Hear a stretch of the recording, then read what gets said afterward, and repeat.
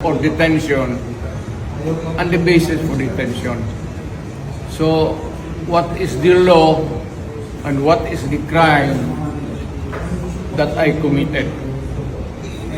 Show to me now the legal basis for my being here. As apparently I was brought here not of my own volition. It's somebody else's. Kung hindi ibang tao, ikaw siguro, because this is your structure.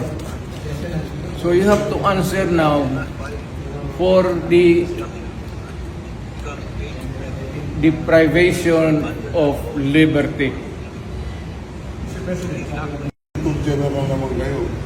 Alam mo ba na hindi man lang siya na-serve kung anong kaso kung sinacharge sa kanya ngayon? Hindi niya alam.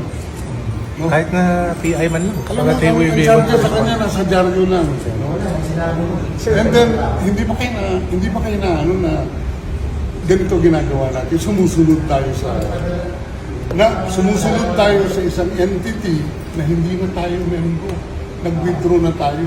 And yet, sir, you are the Prosecutor General. Yes. You know how to exercise due process. Before you can even file charges, you have to file a complaint.